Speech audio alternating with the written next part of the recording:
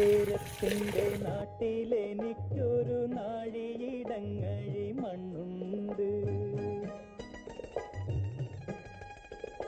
ഈ നാടിന്റെ ഒരു പോക്കേ ഒരു നിലയ്ക്ക് പോവില്ല. ആശാനെ എന്താ വിശേഷം? എന്തൊക്കെയാ വിശേഷങ്ങൾ? പൂരം കൊടിയേറി മോനെ. കുട്ടികളുടെ കലാപരിപാടികളൊക്കെ തുടങ്ങല്ലേ? ഇന്ന് 10 മണിക്ക്. ചായ വേണ്ട? വേണ്ട, ഞാൻ ഇപ്പൊ കുടിച്ചോളോ. കബഡി കളി തുടങ്ങുമ്പോഴേക്കാണ് വരണ്ടേ?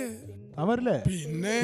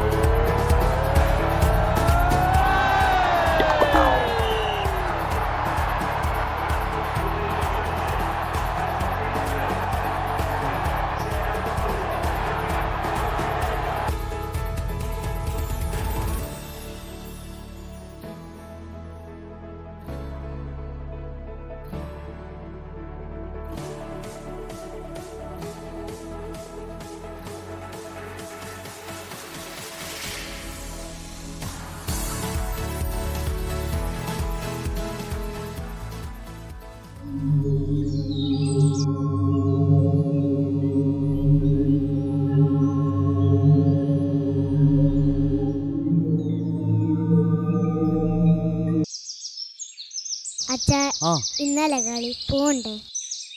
പിന്നെ അച്ഛാ, ഈ കൊല്ലം എന്തായാലും ജയിക്കണം. എടി പൊന്നൂസേ, താൻ പാതി ദൈവം പാതി എന്നല്ലേ? വലിയ കളിക്കാനാന്ന് പറഞ്ഞിട്ട് കഴിഞ്ഞ കൊല്ലം തോറ്റപ്പോ സ്കൂളിൽ പോവാൻ പറ്റിയില്ല. കുട്ടികള് കളിയാക്കിട്ട്. കൊല്ലം അച്ഛനും മോളും സമ്മാനം വാങ്ങിക്കുന്നത് അമ്മ അവിടെ നിന്ന് കണ്ട് സന്തോഷിക്കണം.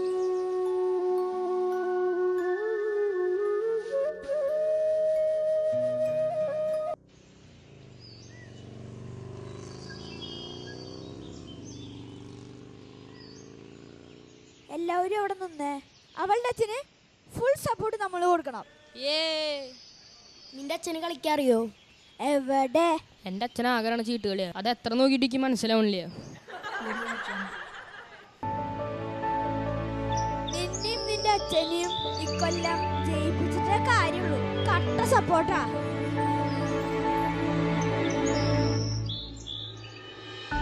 നിന്റെ അച്ഛനോടെ ശ്രദ്ധിച്ച് കളിക്കാൻ പറയണം. ഈശ്വര രക്ഷിക്കണേ.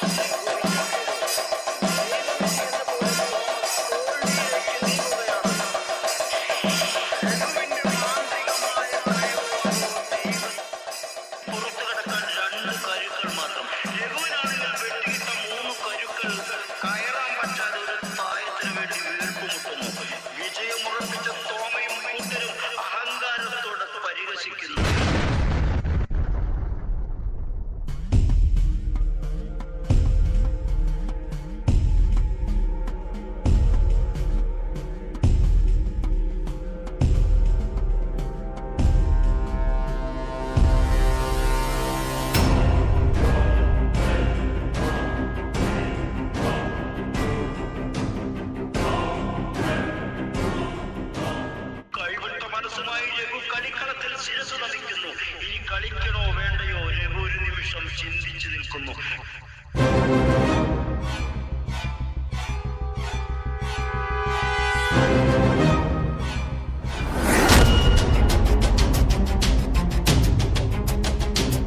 നീ തോറ്റു എന്ന് നിന്റെ മനസ്സ് പറയുന്നുണ്ടെങ്കിൽ നീ നിർത്തണം. ഇല്ലെങ്കിൽ തോറ്റു എന്ന് നിന്റെ മനസ്സ് പറയും വരെ നീ കളിക്കുതായം.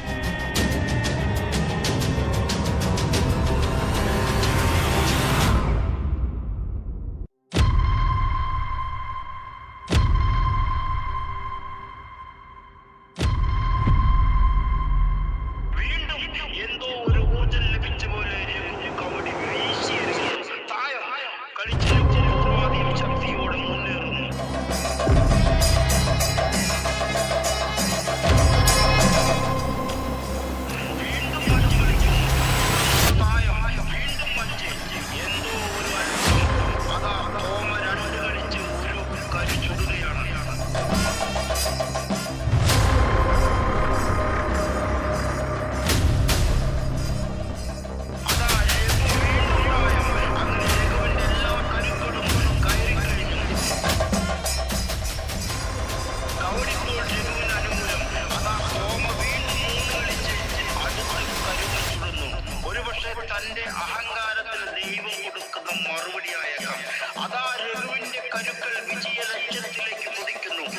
രണ്ട് തായം കളിച്ചാൽ തോമയാവും വിജയി. എന്നാൽ തായം വീഴാതെ നിരാശനാവുകയാണ്. വിജയ ലക്ഷ്യം രണ്ടുപേർക്കും തുല്യം. കളി മുറുകുകയാണ്. അതാ രഘുവിന്റെ അവസാന കരുവും പുറത്തു കിടന്നു. രഘു രഘു രഘു വിജയിച്ചിരിക്കുന്നു. വിജയം ഉറപ്പിച്ചിരിക്കുന്നു.